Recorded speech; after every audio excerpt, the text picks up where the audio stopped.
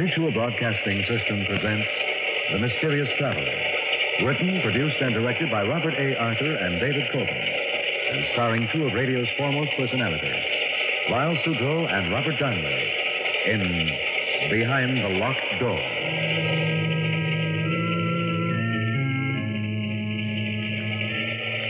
This is a mysterious traveler inviting you to join me on another journey into the realm of the strange and the terrifying. I hope you will enjoy the trip, and it will thrill you a little and chill you a little. So settle back, get a good grip on your nerves, and be comfortable, if you can, as I bring you the strange and chilling stories so many of you have asked to hear again. I call it Behind the Locked Door.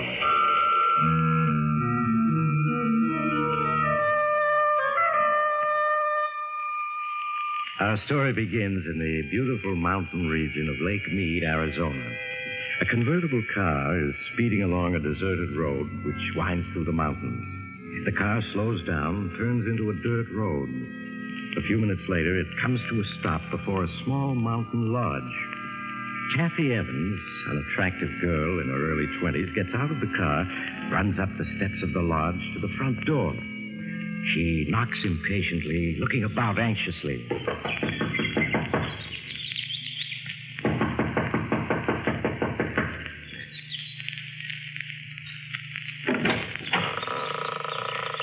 Yes? Martin, Kathy. I thought I'd find you here. Aren't you going to ask me? Go away, Kathy. Martin, what's wrong Go with away. you? Go away. Not until I find out what this is all about.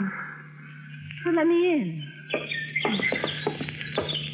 Are you alone? Hello? Yes. Darling, look at yourself. You haven't shaved in days. Martin, those deep gashes on your neck and face. How did you get them? It doesn't matter. Darling, you must have lost a great deal of blood. And you're feverish. Yes, I know. Is it true about Professor Stevens? Yes. Why did you leave town so suddenly last night? The authorities are looking for you. Do they know I'm here? No. How could they? It was intuition that brought me here. They mustn't find me. Martin, nothing makes sense. You returned from an expedition last night, alone, unexpected. You stay in town 1 hour and then vanish. Not even phoning me. It's best that way, believe me, Kathy. You've got to tell me everything that's happened. I can't, Kathy, I can't. I'm your fiancé. I've got a right to know. Kathy, go away, please. I won't go away until you tell me what's happened. If I do, then will you go? Yes. I don't know where to begin. I suppose if you can say it had a beginning, it was that day a little over 2 weeks ago in Professor Stevens' office.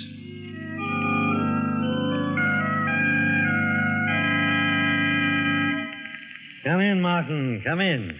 Have a seat. Thank you, Professor.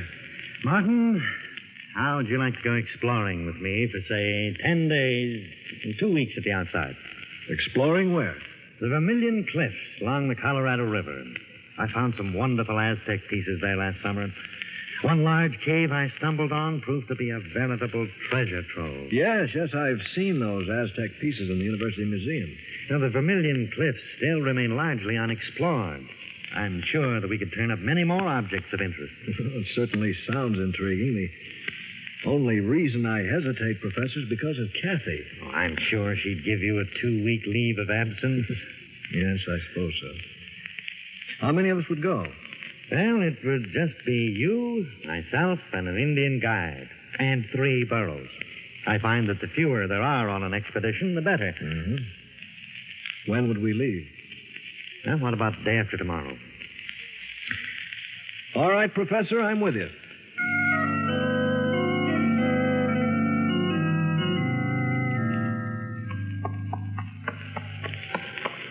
So these are the Vermilion Cliffs, Professor. Yes.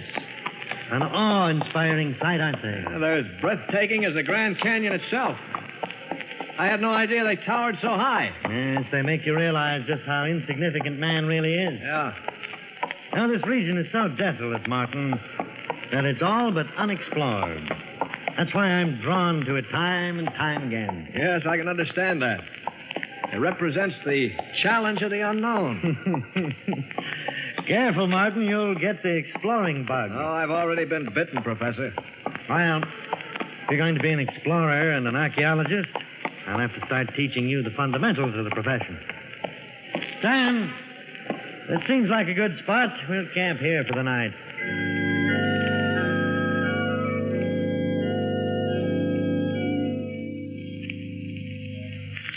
Phew.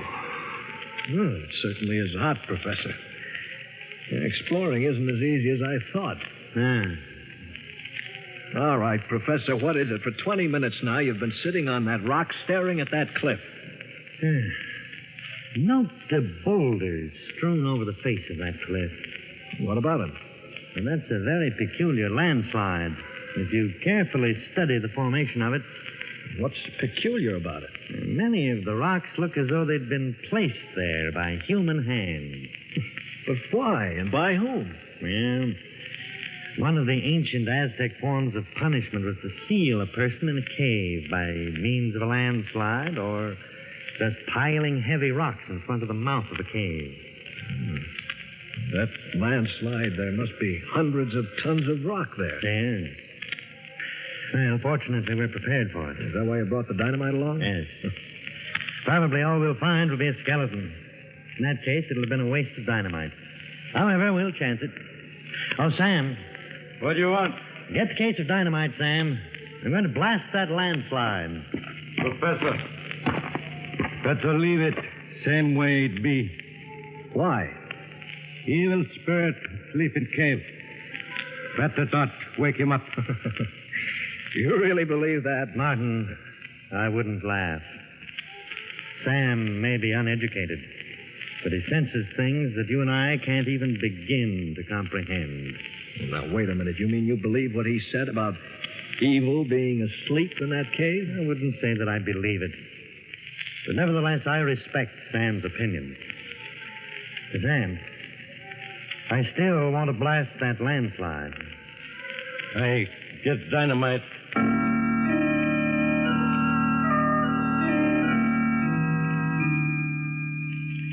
Keep your head down, Martin. When I set that dynamite off, there are going to be a great many rocks flying around. Don't worry, Professor. I've got cover. Sam, you ready? Yes, Professor. All right. Here goes.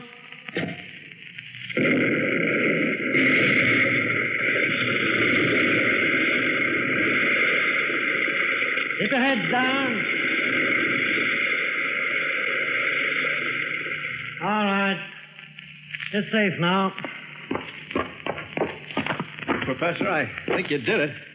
I can see a small opening. It looks like a mouth of a cave. Yes, it is. Sam, let me have one of the flashlights. Martin, you take the other. I'll lead the way in. Just as you say, Professor.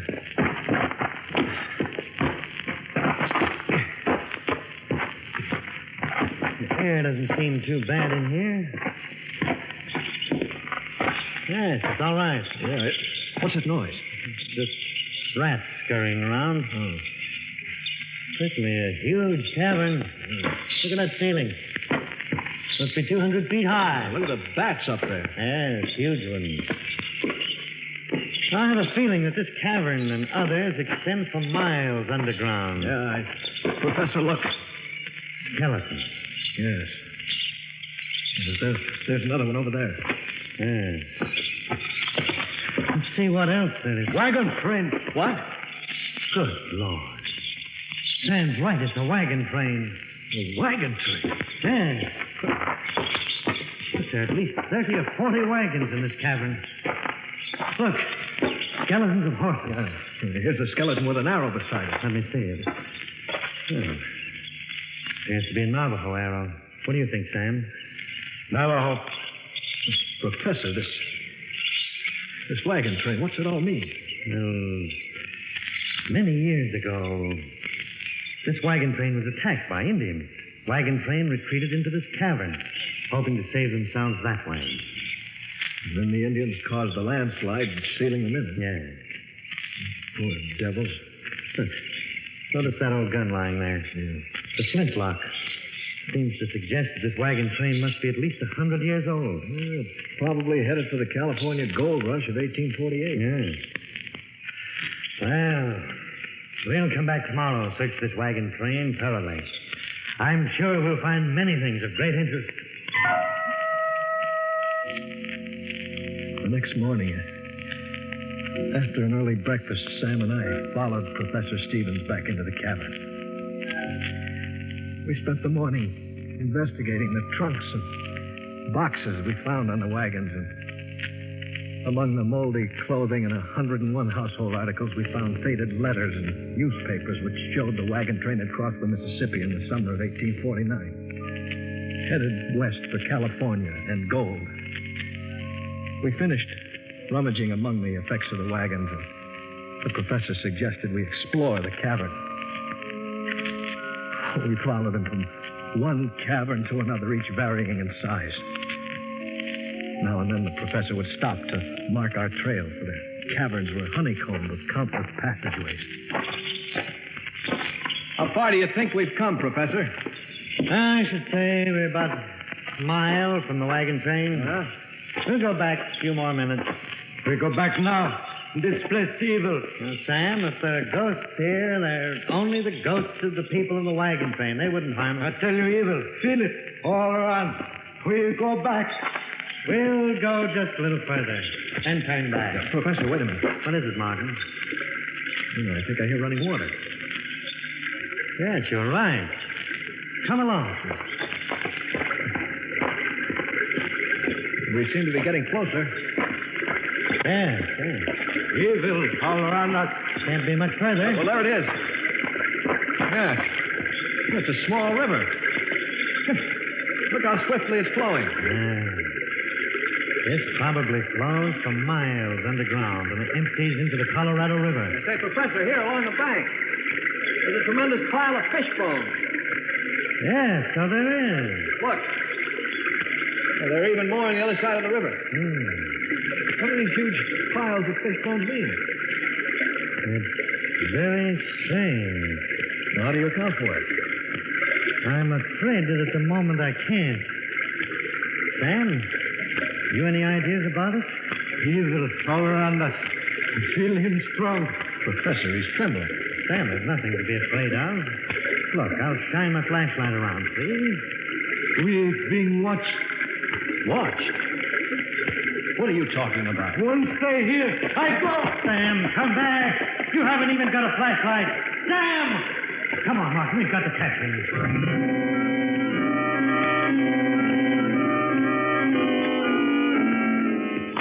Sam, wait for us. I can still hear his footsteps. We've got to catch him. Can finish off a serious injury running in the dark like that. Sam, wait for us. Professor, it's Sam screaming. This way. That fool's probably broken his leg. That sounds more like a fight. Who could he possibly be fighting with? I don't know. He stopped. Sam, where are you? Keep shining the flashlight around. Can't be much further. Sam! There he is. Yes. He's just sitting against that boulder. His head down. Sam, give me a hand with him. Good Lord. His face. Neck. Yes. Who could have done this to him? I don't know. But there must be an explanation. There has to be. Martin, I have a theory. But it's so incredible that I can't bring myself to voice it. Tell me. What do you think I'm insane? Tell me. What if the people of the wagon train, or rather the descendants, are alive here in these huge caverns? That's impossible. Why? Picture what happened the day the 150 people or so were sealed into this mountain with the Indians. What would have been the first thing they'd have done? Tried to dig their way out. Exactly. They start digging and find there are 100-ton boulders blocking the entrance, and they have no dynamite. They're forced to give up. Yes? They spend days looking for another way out, fail to find one. The day comes when all their food is gone. Starvation sets in. All right. Then that would mean they would all die. Not necessarily. The strongest of them stumble along in the darkness and find the underground river. They catch an abundance of fish and are able to survive. The huge fish bone piles along the river. The river was an everlasting supply of food. They continue to live by the river in the dark. Some probably went insane, died. Others adjusted themselves to their new environment.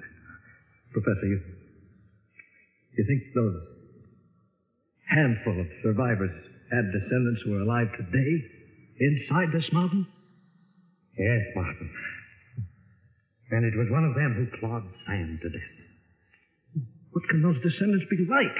Being born and living in darkness. I can only guess. I should imagine they'd be blind or near to it. But their other senses would be remarkably developed. Their physical appearance. I don't know. It's not like a nightmare. It's a nightmare you can't awaken from. What's to prevent them from attacking us? And our flashlights, for one thing. I'm sure light frightens them, just as fire frightens animals. Fortunately, I have a revolver. Well, we better move on. Wait a minute. What about Sam? There's nothing we can do for him now. Come along, Martin. We must find the trail I marked so that we can get out of here.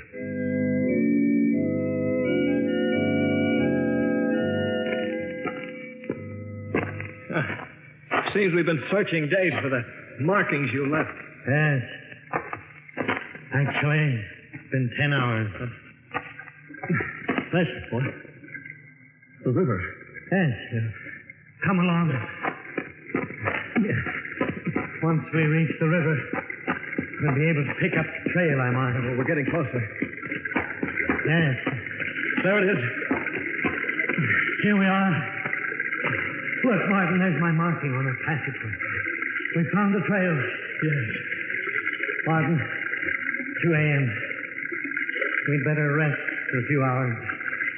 We're both too exhausted to go on right now. Just one of us stand guard, and the other sleep. All right. I'll set up the first hour. Thank you, Martin.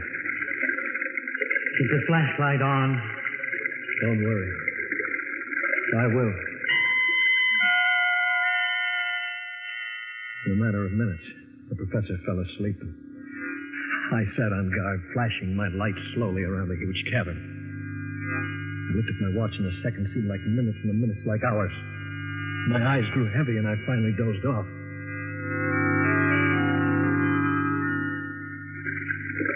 Suddenly, I awakened in the darkness to hear the professor screaming. Martin, help me! Turn on the flashlight! Frantic frantically, I fumbled in the darkness, but I couldn't find it. And suddenly, I was shot. By the flashes of the gun, I could see the professor struggling with a huge, dark figure. And suddenly, all was quiet, except for the professor's moan. As I crawled toward him, in the darkness, my hand struck the flashlight. I turned it on, and there was the professor. Martin, I think I'm wounded. You're bleeding badly. Let me stanch your wounds. Too late. Leave at once. At once. But what about you? Professor? Professor! I felt his heart, but there was no beat. I staggered to my feet, shined my flashlight around until I found the professor's marking. I stumbled wearily along the marked passageway, trying not to remember my last glimpse of the professor's face. I hadn't gone more than 100 yards when suddenly my flashlight flickered and went out. As I stood alone in the darkness, that's scampering past, I fought to keep from screaming. The darkness seemed to become heavier and more oppressive with each passing moment, and I had the feeling something was silently approaching. I backed up against the passage wall and waited, my eyes straining in the darkness, and then suddenly I was leaped upon by a wild fury. I threw my arms up as razor-like claws raked my face and neck. Again and again, the guard was savage was knocked aside, and I could feel the blood streaming down my face and neck. And then suddenly the deathly clawing ceased as my attacker turned to ward off something in the dark. As I sank to my knees, I was dimly aware of a fierce fight taking place, and then consciousness left me.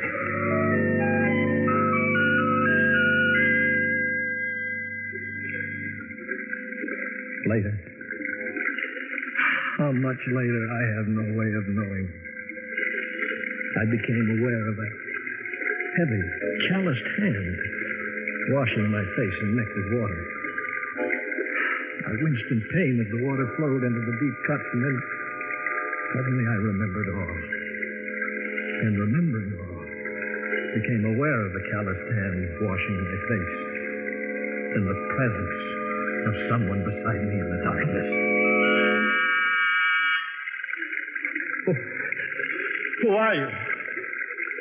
For a moment, the hand hesitated, then resumed washing my neck. Well, can't you speak? Say something. A noise came from its throat that was more that of an animal than a human being. If I could only see you. Do you have a name? It spoke. Seemed to repeat the word name, though I couldn't be sure. And faint from the loss of blood, I closed my eyes and fell asleep.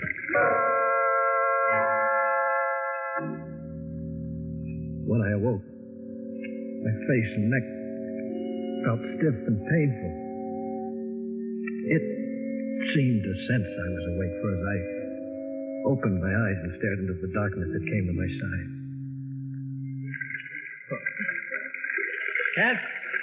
Can't you understand anything at all?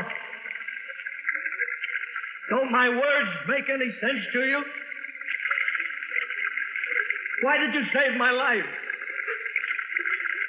My hand brushed against its hand, and I could feel the sharp, claw-like fingers on it. I reached out in the darkness. As I touched its face, it bit my hand. I tried to get to my feet, but it placed a strong hand on my shoulder and held me down. At that moment, I realized that not only was it my savior, but my jailer as well. I lost all track of time. Now and then, it would leave me. And I would cautiously get to my feet to steal off, but no sooner had I taken more than a few steps than it would be there at my side, forcing me to return to the bank of the river. I spent my every waking moment trying to think of a way to escape. And then, when my despair was greatest, an idea came to me. The professor had said that the underground river I lay beside emptied into the Colorado River. Though the odds were 100 to 1 against my surviving, I knew it was the only possible way of escape. Slowly, I crawled a few remaining feet to the edge of the river and, leaning over, started to wash my face. I could sense that it was watching me. I leaned forward a few inches more and fell into the river. As I came up for air in the swift flowing water, I heard a splash beside me. A moment later, I felt its arms around me. The current swept us along with breathtaking speed, and as we clung to each other, I discovered that it couldn't swim.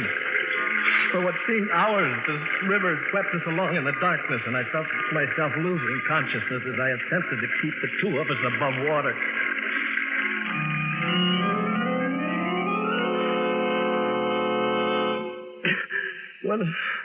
When I regained consciousness, Kathy,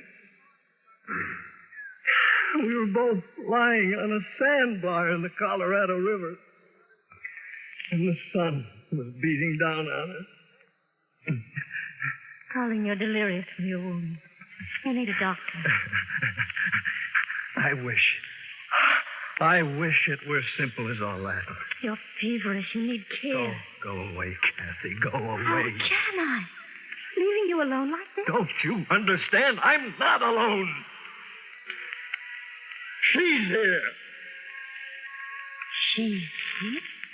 Yes. Didn't I tell you? Turned out to be a she. You're out of your mind. You don't know what you're saying. First saw her. That first time. Lying unconscious on that sandbar, my first instinct was to leave her there, but how could I? She had saved my life in the cavern and then jumped into the river when she thought I was drowning, even though she couldn't swim herself. Martin, I want you to get a grip on yourself. As I was dependent on her in the dark, she's dependent on me in the light. She's blind. She can't speak yet. She... Stop talking like that. You can't believe it's true, can you, Kathy? Neither could I at first. What are you staring at? Is there anyone in that bedroom? Well, I'll soon find out. Why is the door locked? She's in there. Martin, you're sick. You don't know what you're saying. I'll prove to you there's no one in that room. It's just your imagination. Give me the key to the door. Kathy, go Give away. it to me. Thank you. Perhaps when you see the room is empty, you'll be willing to return to town for medical treatment. There. I told you.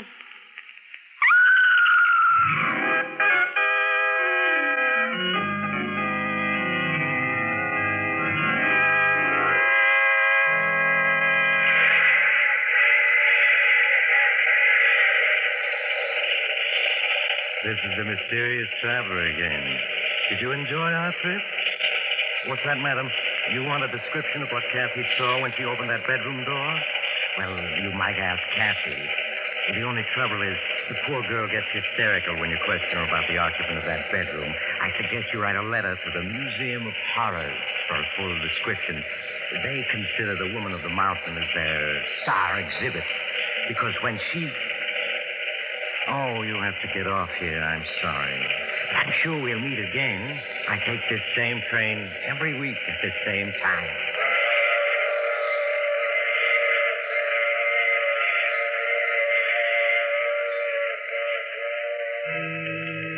You have just heard The Mysterious Traveler. You may now enjoy other exciting adventures of The Mysterious Traveler in the current issue of The Mysterious Traveler magazine. In our cast, Lyle Sudrow, Ann Shepard, and Robert Donnelly, with Maurice Tarplin in the title role. Phil Talkin speaking. This program came to you from New York. Mutual's ace commentator Cecil Brown, currently on a 3-month fact-finding tour of the world, heads for the Orient on the last lap of his history-making trip. In these last weeks, Mr. Brown will bring you on-the-scene reports from such tinderbox areas as India, Hong Kong, Hawaii, Japan, and Honolulu.